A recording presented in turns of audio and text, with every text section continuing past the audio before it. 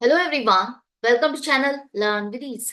आज का टॉपिक है कैश फ्लो स्टेटमेंट और हम सॉल्व करेंगे question number 20 chapter 4 TS Grewal की बुक से class 12 accounts. Online sessions online classes के लिए आप मुझे स्क्रीन पर दिए गए नंबर पर व्हाट्सएप कर सकते हो अपना नाम और क्लास। अगर आप टीएस ग्रेवाल के साथ साथ डीके गोयल बुक को फॉलो कर रहे हो तो चैनल की प्लेलिस्ट को क्लिक करो, आपको न्यू एडिशन के सॉल्यूशंस अपलोडेड मिलेंगे। साथ में ही कम्युनिटी सेक्शन में एमसीक्यूज मिलेंगे क्विज की फॉर्मेट में और एमसीक्यूज के सॉल्यूशंस शॉर्ट्स में। तो बहुत कुछ है चैनल पर, विजिट द चैनल। अच्छा लगे तो शेयर और सब्सक्राइब जरूर करना।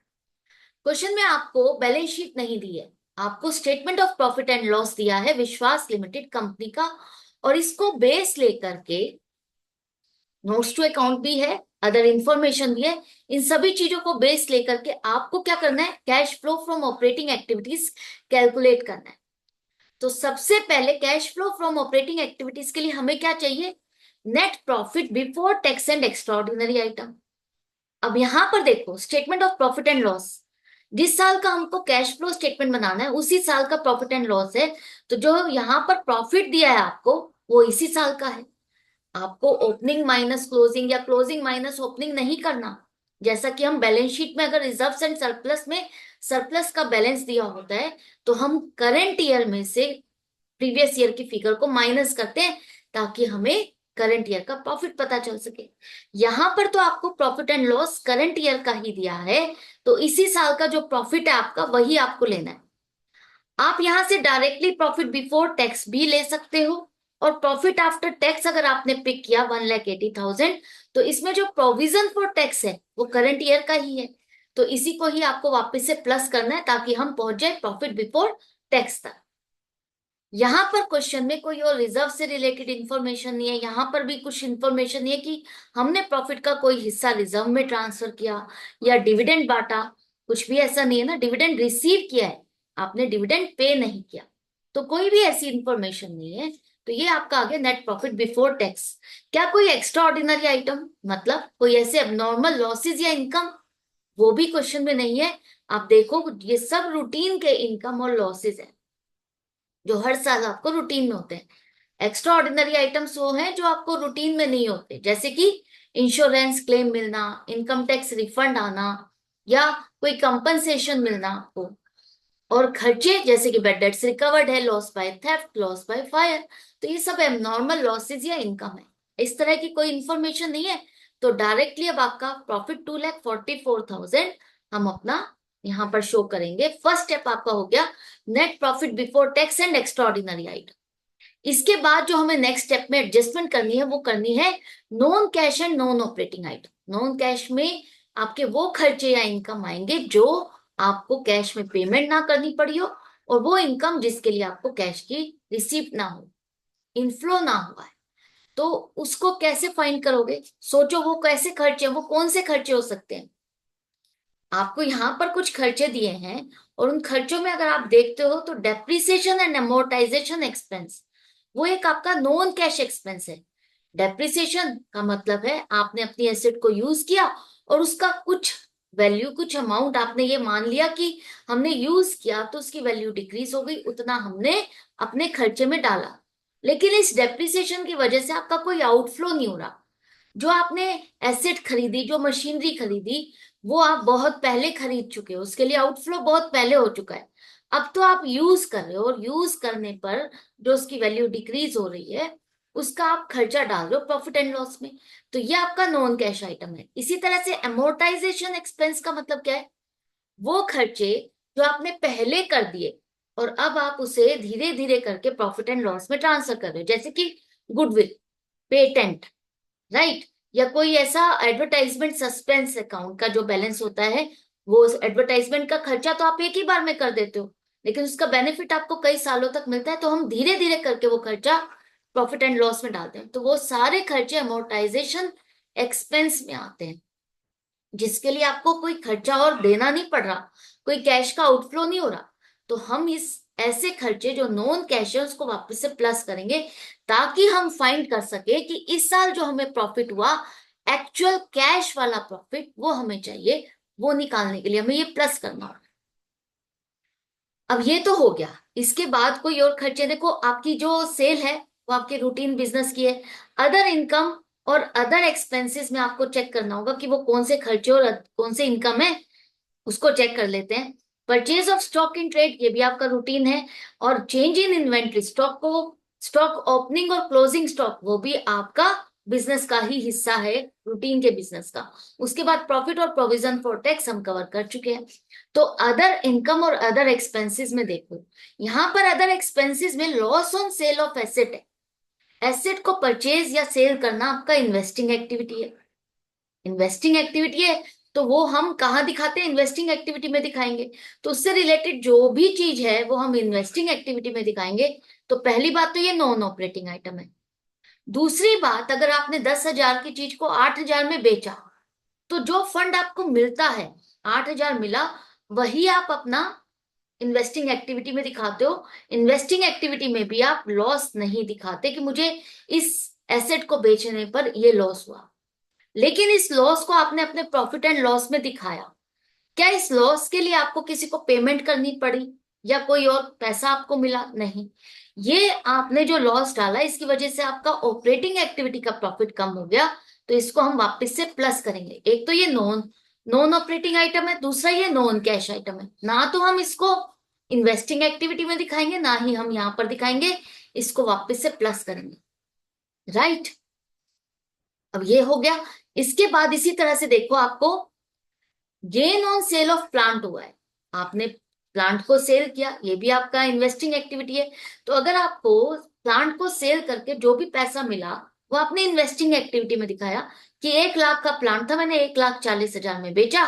तो आपको जो 1,40,000 रुपए मिले, वो आप इन्वेस्टिंग एक्टिविटीज में इनफ्लो दिखाओगे कि मुझे इतना फंड मिला। उसमें भी आप गेन प्रॉफिट या अलग से कुछ नहीं दिखाते हो कि मुझे इसको बेचने पर इतना प्रॉफिट हुआ। हम तो बस ये देखते हैं कि कितना फंड आया या गया। तो ये जो प्रॉफिट आपने अपने प्रॉफिट एंड लॉस में दिखाया 40,000, ये आपका एक तो नॉन ऑपरेटिंग आइटम है, दूसरा नॉन कैश भी है, इसके लिए आपको कोई एक्स्ट्रा फंड्स नहीं मिल रहे। तो इसको हम क्या करेंगे, ये हमारा नॉन ऑपरेटिंग आइटम है, हमारी ऑपरेटिंग एक्टिविटीज हमारे बिजनेस से रिलेटेड नहीं है, तो हम इसको माइनस करेंगे। कैश फ्लो स्टेटमेंट में 3 एक्टिविटीज है और तीनों के अलग अलग डिपार्टमेंट है, ऑपरेटिंग, इन्वेस्टिंग और फाइनेंस। तो तीनों से रिलेटेड खर्चे, इनकम उनके अलग अलग एक्टिविटीज में आप डालोगे, सबको मिक्स नहीं करोगे। तो ये gain on sale of plant non cash भी है, नॉन ऑपरेटिंग भी है।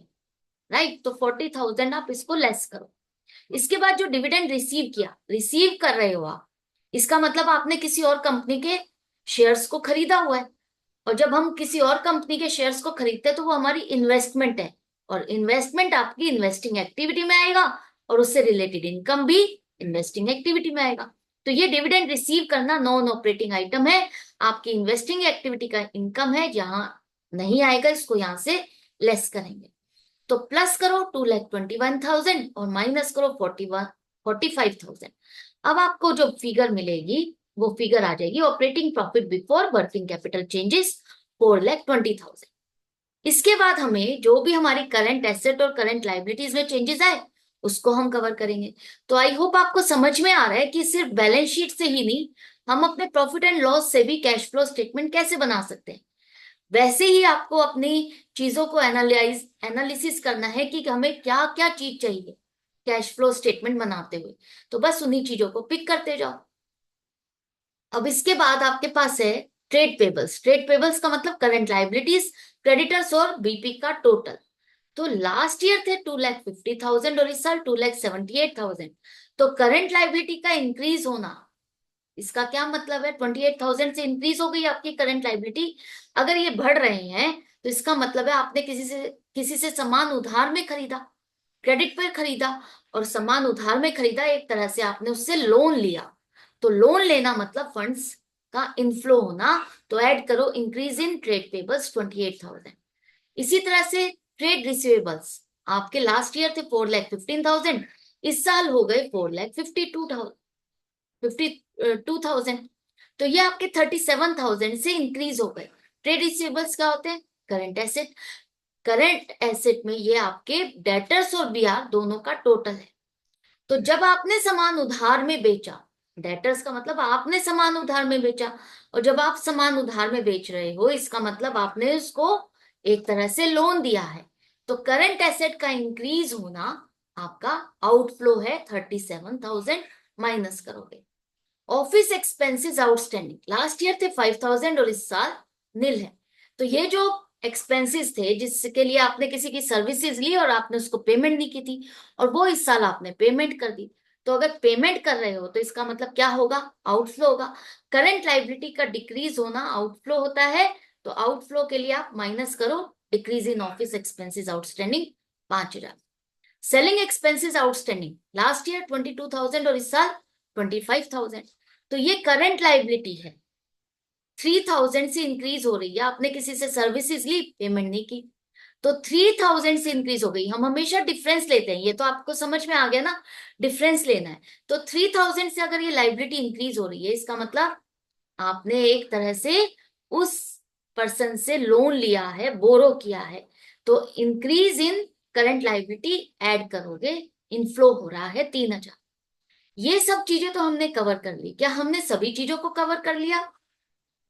नहीं। ध्यान करो, आपका statement of profit and loss में स्टॉक भी तो आता है।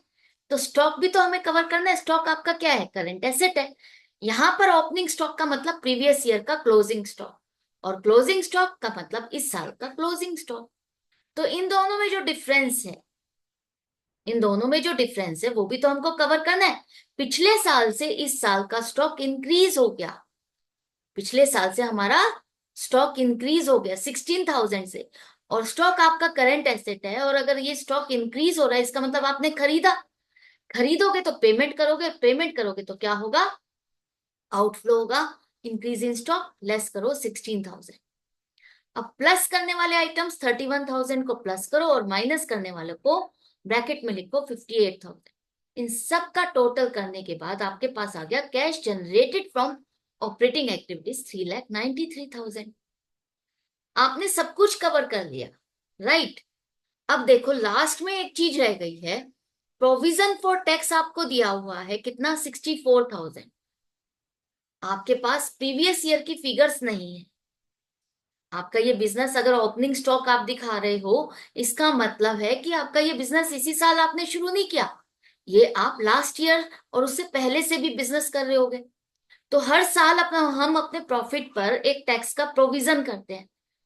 तो जो प्रोविजन हमने इस साल किया 64,000 का, हम मान के चलते हैं कि ऐसा ही प्रोविजन हमने लास्ट ईयर भी किया होगा। अगर कोई और करंट ईयर के अलावा प्रीवियस ईयर की कोई फिगर ना दी हो, तो हम यही मान के चलेंगे कि इतना ही प्रोविजन हमने लास्ट ईयर भी किया था और वो आपने इस साल पे कर दिया। तो ये एक तरह से प्रीवियस ईयर का टैक्स है जो हम पे कर रहे हैं, लेकिन मान के चल रहे हैं कि वही सेम अमाउंट हमने प्रोविजन की होगी जो इस साल की है 64,000। तो इसको माइनस करने के बाद अब आपके पास आ जाएगा cash flow from operating activities 3,29,000। I hope आपको अच्छे से समझ में आ गया। जब प्रोविजन फॉर टैक्स सिर्फ करंट ईयर का दिया हो, प्रीवियस ईयर का ना दिया हो, तो आपको करंट ईयर वाला ही टैक्स पेड में दिखाना है। तो ये था क्वेश्चन, आई होप आपको अच्छे से समझ में आ गया। डाउट या कंफ्यूजन है तो कमेंट सेक्शन में पूछ सकते हो, अदरवाइज कनेक्टेड रहो, सीखते रहो, समझते रहो। मिलते हैं नेक्स्ट वीडियो में नेक्स्ट क्वेश्चन के साथ। Goodbye and take care.